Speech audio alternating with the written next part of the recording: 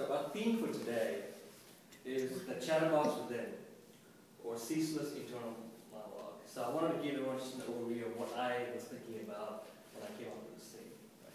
So the chatterbox is essentially the negative self-talk that keeps going in your head repeatedly over and over again. It's the voice in your head that keeps saying, oh, I can't do it, it's too hard, I'll never be rich, I'll never be thin, I can't succeed, I'm a failure, I'm a loser. It's those voices that keep coming in your head. And these are often influenced by events in your life, experiences you've had, things people have told you that you now believe to be true, and also your fears.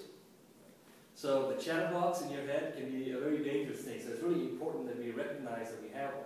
Every one of us has a chatterbox, some to a greater extent than others. Right. So you want to be conscious of it because it can often distract you from whatever task it is that you're performing. And also, it can also take time away from you by not letting you spend quality time with your friends or family, because that's constantly running in your head and you can't be focused on what you need to do.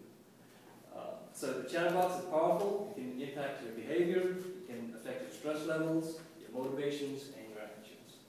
So with that being said, I wanted to introduce our table topics master, Pat.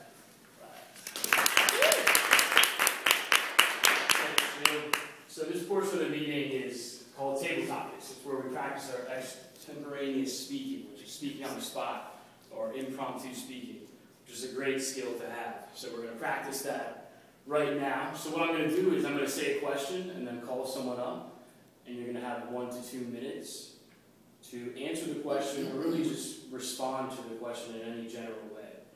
If you don't feel like coming up, you can say pass. But going off what Shanil said, I also kind of view this theme as, on one side, your inner monologue can be negative, but on the other side, it can be positive. So some of these questions kind of relate to that topic.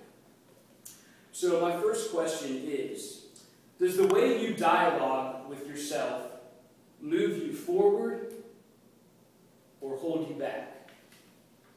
Does the way you dialogue with yourself move you forward or hold you back? I'm going to ask Laura to come up here and answer this question.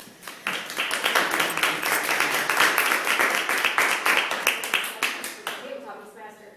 That is such a great question because as a counselor, that's what I do all day. I love cognitive behavioral therapy. Think about the way you think, act, and feel, that you can control that. I talk to people all day about the little angel and the devil on your shoulder. You've got the different sides. You've got the inner critic, the inner supporter, looking back and forth.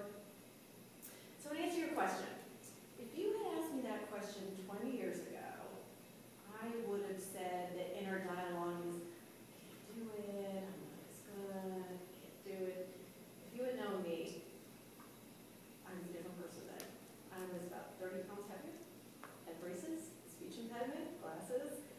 Was not really feeling all that confident in myself.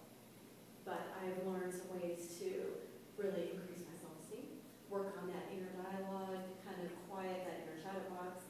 And I would say now, do I have times when insecurities pop up? Of course.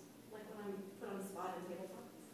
But I try to find ways to kind of look at that, okay, inner critic, I don't really need you anymore, and look at inner supporter and say, you know what, I'm getting better and better. And even if I'm not doing a great job, I'm doing better than I did last week. So thank you, Mr. Table Topics.